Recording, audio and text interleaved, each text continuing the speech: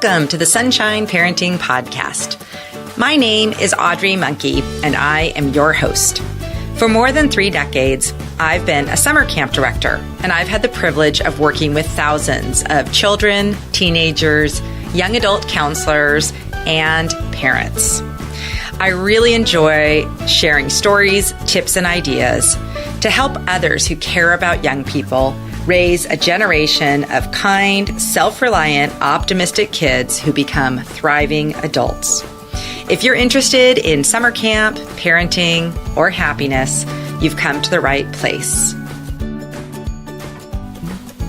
In episode 59, I am talking with Pam Roy, who I was thrilled to get to meet in person at her home for this interview. Pam Roy has a blog. It's at pamroyblog.com, and she writes and researches about parenting, education, and career planning. Her passion for these topics was inspired by her 3 daughters, currently 2 who are in college and 1 who is a senior in high school.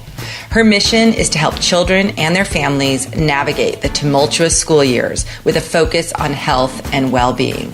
She is dedicated to honoring each child's unique value, their need for self-reliance, and the importance of their social connectedness.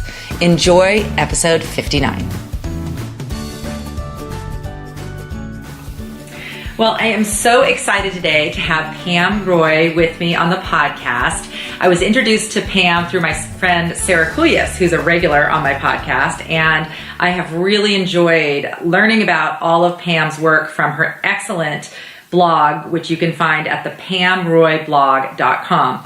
So Pam, welcome to the podcast. Thank you. I am so excited to be here. I love your work as well. I've enjoyed listening to your podcasts. Well, now you'll be on it. Why don't you tell listeners just kind of your background and how you started writing about these topics of education and well-being and career and all that? Mm-hmm. Well, first of all, I started out as a businesswoman.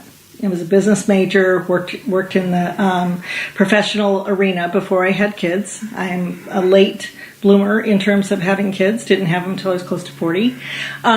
So when I did have my children and they were going through school, I began as a parent being concerned with the fact that so much of my time was being dictated by external forces, whether it be the school or the activities they were supposed to be doing. And so I began at that point becoming aware of that I was not happy about what was happening in my family life.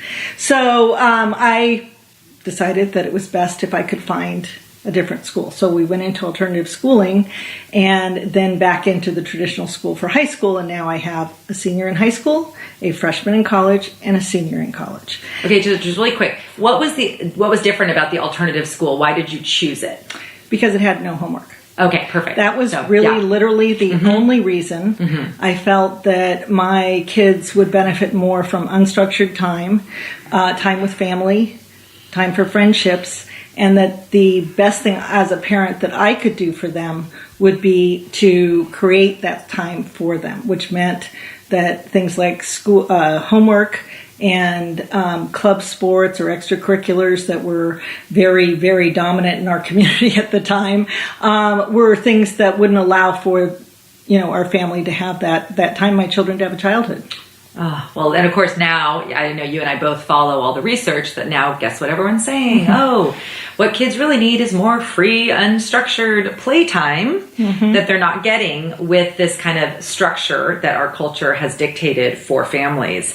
Well, that was really brave of you. Did you find any other peers or families who were taking a similar path and kind of getting off the kind of cultural norm and taking more family time?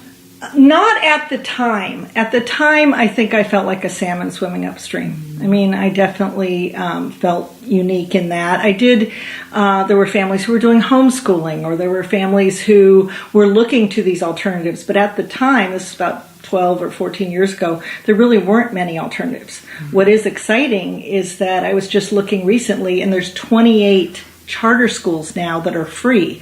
When I was looking, I had a choice of 3 schools where we would have to pay private tuition to go. So now many more opportunities are open to families. It's interesting. I'm hearing from a lot of our campers, even at the high school age, they are doing some different, very cool educational things that have combination of independent study, in-class time, but just giving them more time. Right. And I think that it's really interesting, all the things that I think they're going to continue finding. And I think that's one of the things we really want to talk about today, because we both feel strongly about it, is just the systemic issues that you think are leading to sort of our children's lack of well-being, all this anxiety and depression, these suicides, using drugs. What do you think is one of the fundamental issues that's going on with our families and our kids? Well, I think what we've done is we've taken away the right for our children to be human. We've taken away their sense of agency, their sense of control. They are dictated to from the time they are born all the way through and told how they need to be, what they need to do, based on what parents have done in their own lives or didn't get a chance to do. And the other thing is that we've taken away their ability to connect with others, their time. We say you must sit in your room and do homework. I mean, we brag about the fact, they didn't go out on Saturday night because they were studying. Well, it is those social relationships that not only are fundamental to your well-being and important, but they also will help you navigate throughout your entire life. And if we're not providing that to our children, how do they learn it? And they are finding that is one of the most important criteria for anxiety and depression later on, is the lack of social skills when kids are young, when they just can't figure out how to belong because they just don't know how. Right. And the unfortunate thing is the only real way we learn is by actually experiencing it and trying different relationships out, getting our feelings hurt, and trying something else. And that's how we figure out who we are and other people are. So I think that sense of self, that agency, and the ability to connect with others, we've really taken out of our school system. Right. At the same time, we increase the role of schools in our lives. So we have said, before, school was a great thing, right? It was people went, they learned to read, to write, whatever. Well, then we did it faster and more, and if that was good, more is better, to the point now that it goes into nights, weekends, and kids now work, and I say the word work, harder than most adults do. Well, and even then we're also asking schools to be in charge of their social emotional learning. There's now this whole thing. And I mean, the thought that we're going to now pile another thing on our already burdened teachers and school that they're supposed to teach our children, we're asking a lot of an institution that was not created for that purpose. No, and I think that what's happened is this system that's been created that is made up of parents and teachers and administrators and governments and communities.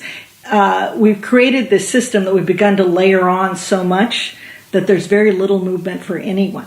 Particularly families, particularly teachers. We're burning teachers and administrators out at a rate that is at crisis levels.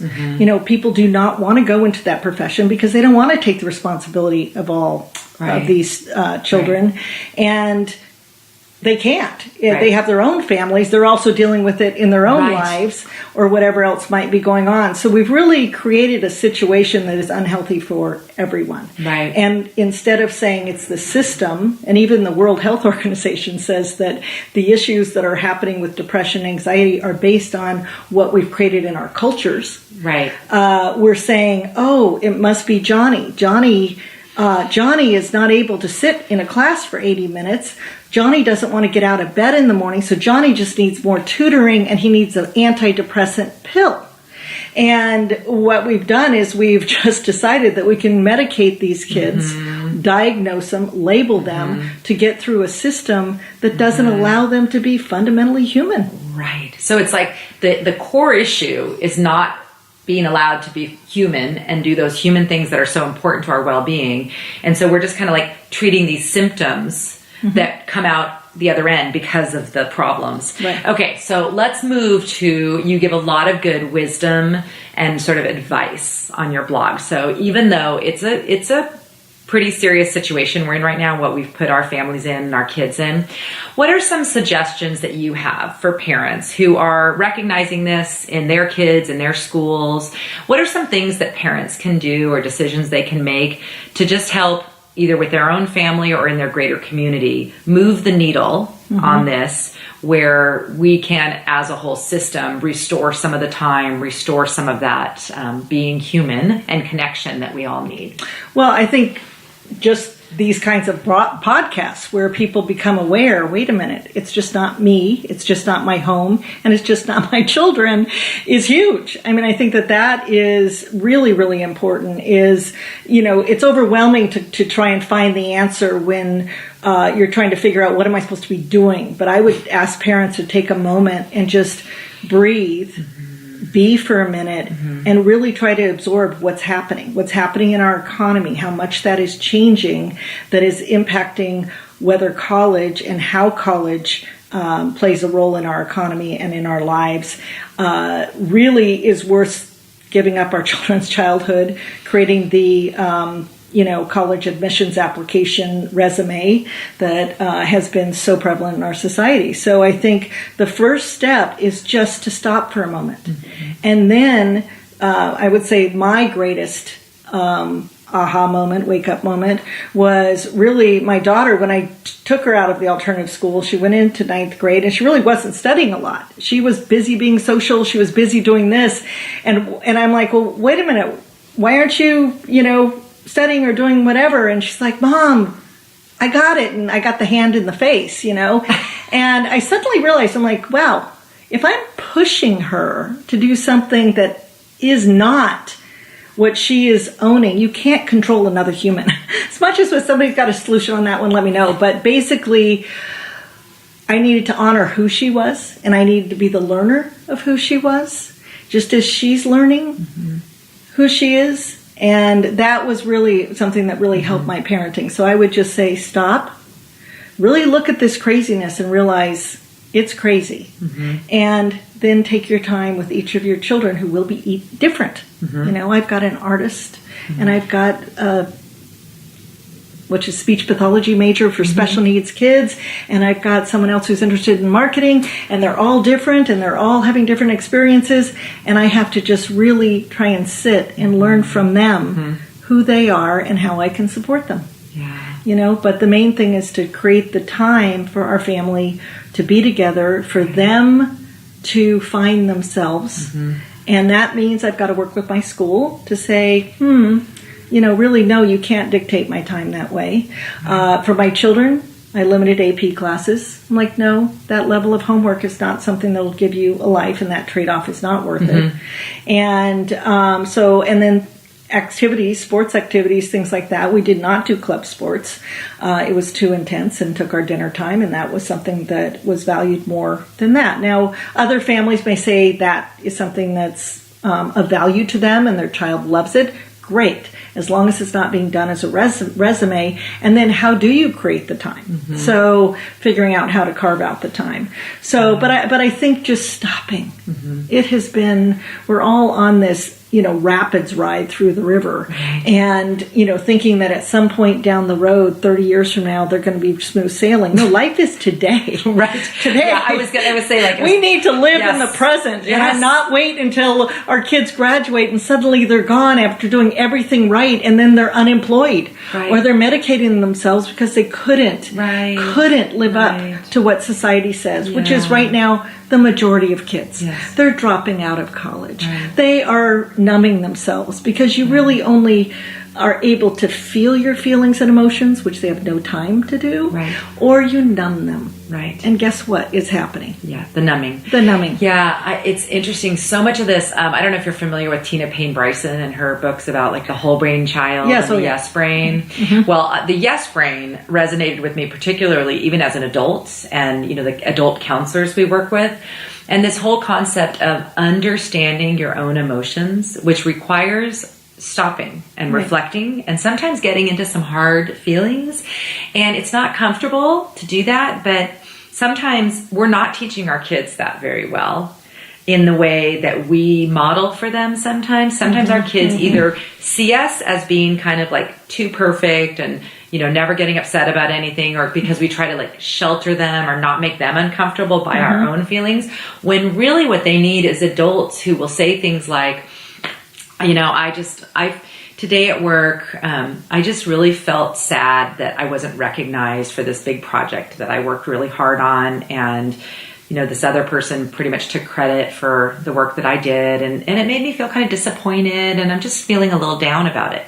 So it's like voicing these real life things that adults go through, that our kids will go through, and then encouraging them to say things about, friendships that break up, school classes that you don't like or that are super hard, or a teacher that seems to not click with you. All these things are opportunities for us to help our kids access those, I feel frustrated, I felt jealous, I felt unvalued, I felt, all these different range of ways we can feel.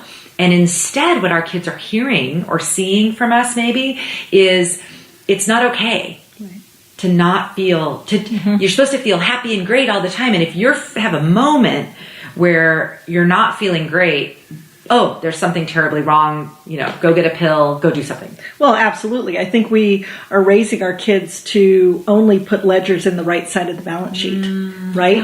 Not realize that really there is a left side that, number one, is, as a human, again, impossible not to have. The discomfort, the sadness, feeling the full range, and you really so much the work of Brene Brown. I don't know if you know her. Is really, if you don't feel vulnerable, if you don't feel the pain, you will not have joy. Right. We really only want them to operate in a certain range of only doing things right. And here's where neuroscience is fabulous. We are finally learning so much about the brain. And there's a Stanford professor, Joe Bowler, who talks a lot about math. She's revolutionizing the approach to math. And she talks about how the brain fires when it makes mistakes. We create new pathways. We grow when we're making mistakes. And how important that is to our brain development. And yet, even though we do make mistakes, we're not recognizing and allowing them in ourselves or our children because we're trying to stay on this very narrow track of what is supposed to be getting them to a good life, which is not. Yeah, it's like we're on the wrong path. Yeah, but there's many paths. I would say that maybe that one path works for one child, but our children learn in different ways. And at different times and at different points. That's why, some of the schools that are recognizing that are completely changing how kids, live and be. And I mean, it's pretty amazing. But I was just reading this morning, the Wall Street Journal had an article about a lot of the mountain states have gone to 4-day school days because of budgets, so they could limit the, transportation and things like that, the cost. Well, suddenly they're finding this incredible benefit that is happening. The absenteeism is down. You have teachers that they're having to hire, fewer subs because the teachers are working those days. They're not turning over as much. So what we're seeing is that, people are really valuing this time. And they were saying some kids are, they're able to sleep in, they're able to go to the skateboard park. And don't forget, skateboard park is not just physical, it's social, it's problem solving, it's all those things that you're learning in the real world that is happening outside of a classroom. Right. Because learning, Mark Twain, he's my favorite, don't let schooling get in the way of your education, is that education doesn't just happen in school. And we have begun to have our society make it synonymous with school. Right. That education could only happen in a classroom setting. And that is really doing a disservice to so many of our children and really affecting their ability to operate in the economy to come. Absolutely. It reminded me a line of our camp song is, I sure did learn much more here than I ever did at school. It was written in 1992. Yes. But it speaks to that whole thing that when you have time to spend time face to face with other people, explore and try new things and see what you like and reflect on, how things are going in your life and with your relationships. Just giving kids time with people outside, being physical, away from screens is magical in the way it transforms them, because they get all these things that they're not getting, in their really cutthroat. I love the 4-day school week. In fact, I remember as you were talking, I was thinking about how when my kids were little and, like they were doing soccer or something, we would celebrate when it was raining. Oh, and I was thinking I remember at the time going, okay, this is kind of funny that we are celebrating because you can't go to this sport that we supposedly all like. And and then when there was those 3-day weekends, like a Monday off, but the Monday is not a work day. It's not a school day. There's no, we don't have church. We don't have anything. Those glorious days with nothing on the schedule that rarely happen when your kids are little. Yes. Well, I just took the Coursera course called The Science of Well-Being that's taught by the woman from Yale, the professor, I forgot her name, Santos or something. But it was fabulous. And one of the sections in there deals with time affluence versus wealth affluence.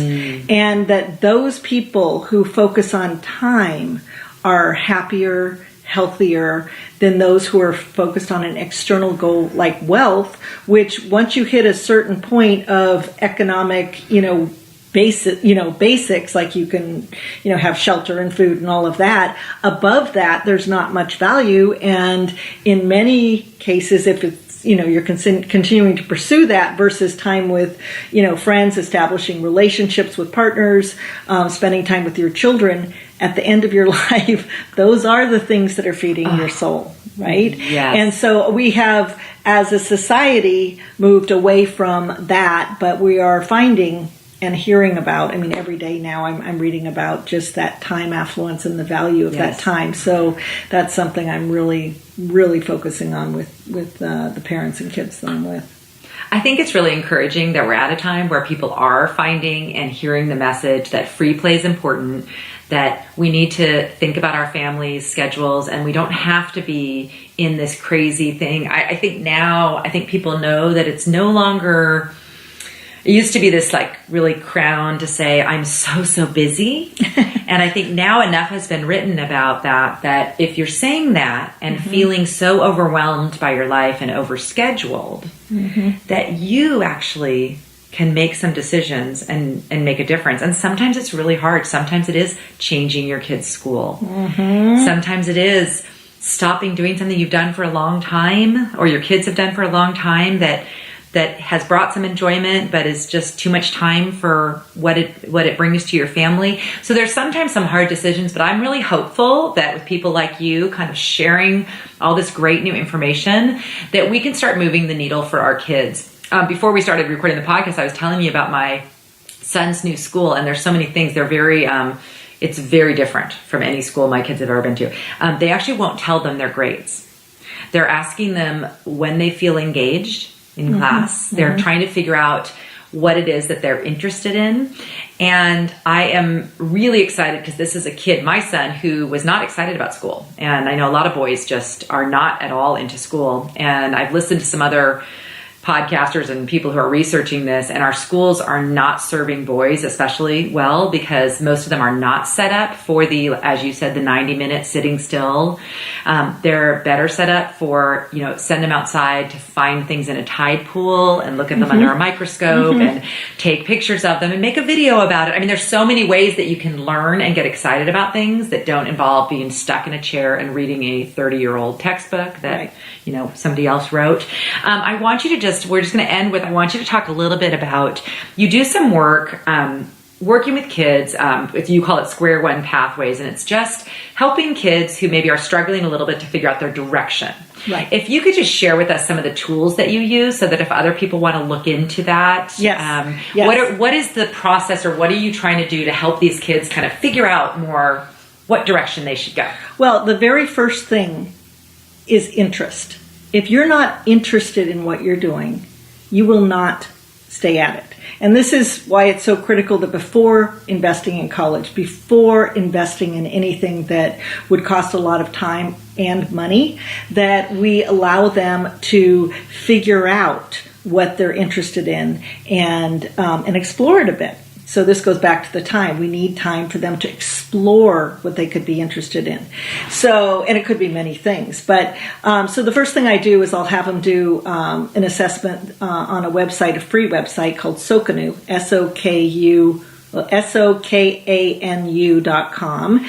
And it's a 20-minute online thing, and it spits out a bunch of things you're interested in. Yeah, like different things. Exactly. Okay. And so then I ask them, okay, which of these are of interest to you? Because sometimes it'll have crazy things or something that doesn't really apply. And so they'll say, oh my gosh, it showed, gaming, or it showed justice, or it showed, whatever it might be. And they go, that's interesting. I would like to explore that. Okay, now how do I find the cheapest, shortest term way for you to explore that interest? And now what's happening is in public schools, the career and technical training is really, now again, they have it, it's kind of build it and they will come, but then they don't create the pathways because everybody's focused on college. Right. When in fact, these programs create more engagement.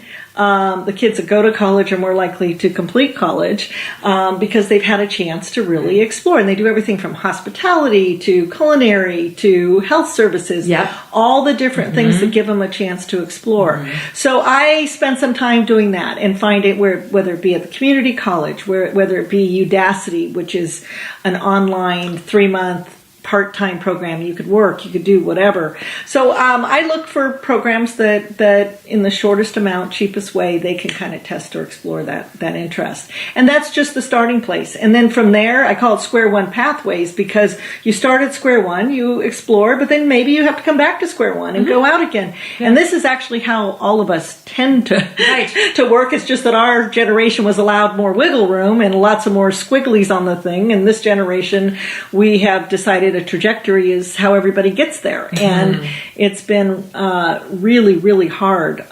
We've really created a generation that has suffered a lot because of our ideas of who and what they should be rather than honoring their unique characteristics. Oh gosh, yes. Well, I'm sure you're into the whole strengths thing, and Sarah and I did a whole podcast episode on strengths.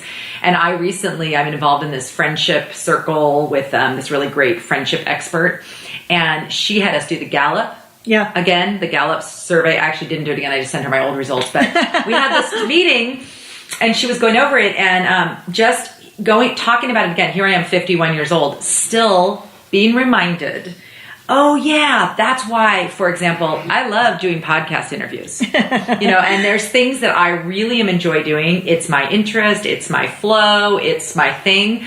And I love to just look at my strengths and my interests and how finding those where they collide is a miraculous feeling that school often does not help kids find. No. When you have a child who's really academic, loves to read, loves literature, or really into math, or those things do make them, fire and they're excited, well, great, because school will be a good path for them. Like the academic path will be one that will be rewarding because they enjoy it, they get something from it, it comes more easily to them. But if you try to stick the kid who is very kinesthetic and really great with engines and building things, and you don't get them into like something, robotics and things where they're doing that or taking apart stuff, they are going to languish. They're just going to kind of wither on the vine during this whole, how many years? I mean, I remember my son talking about it.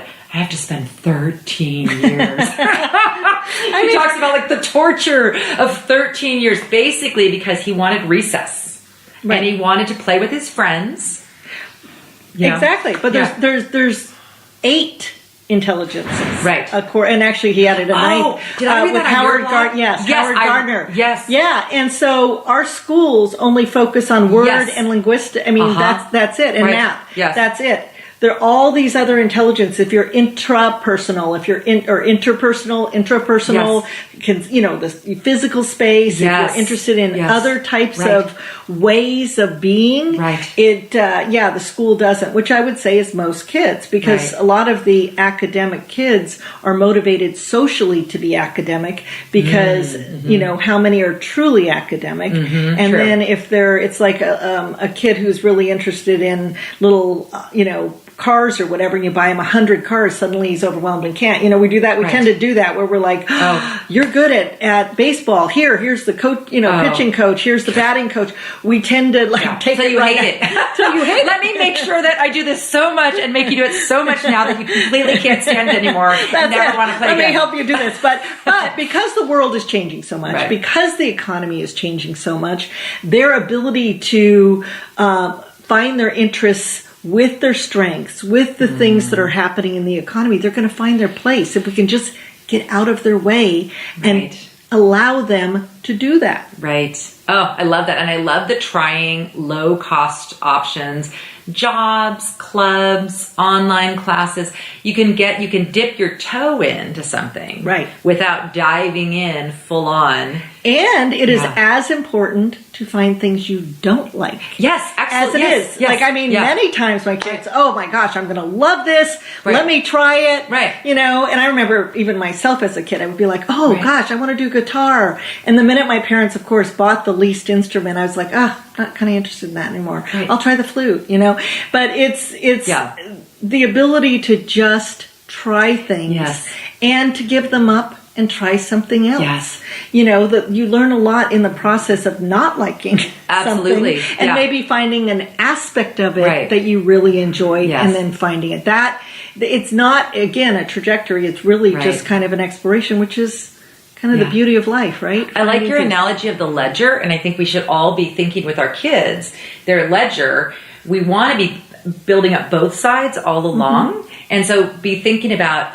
you tried that one job, really didn't like all this part of it, but there was this one part of it that I kind of liked. Exactly. And that's what so we have a lot of these 20-something-year-olds who've worked at camp, and they're really trying to figure out, what is it they love working with kids, or they love being at camp. And, they think that there's just this one job that's going to answer all their things. But what they don't realize, and what we learn from, our life experience, is that you try a lot of different kinds of hobbies, jobs, things that sometimes lead you to, these aha moments. I found something. I'm sure, I don't know how long ago did you start your blog?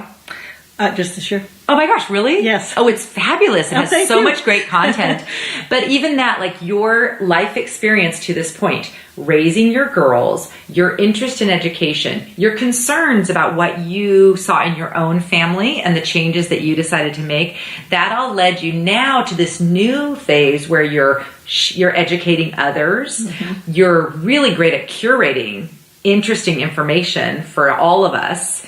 And now you're even thinking of taking it further with your counseling, being kind of a liaison, or explain a little bit about, we're going to end on that, explain what your kind of next thing that you're kind of working on right now, this schooling, the master's that you just got, and what you want to use it for now. Well, my master's, I'm still in the process. Oh, okay. So, and actually I stopped and put it on hold because I realized that really it was such a systemic issue that to just go into one school and help a few kids was not going to be for my own personal goals going to be the right fit for me, that I needed to step back, which is why I started the blog, and look at, wow, there's a lot happening. And particularly since the economy has changed so much that the kids might have 5 jobs at one time that they love, or one that earns them money and 3 others that they don't. They will have many more quote unquote careers as, machines take some jobs and others get created. I don't believe it's going to be like machines run everything. There's no place for us. No. But I think that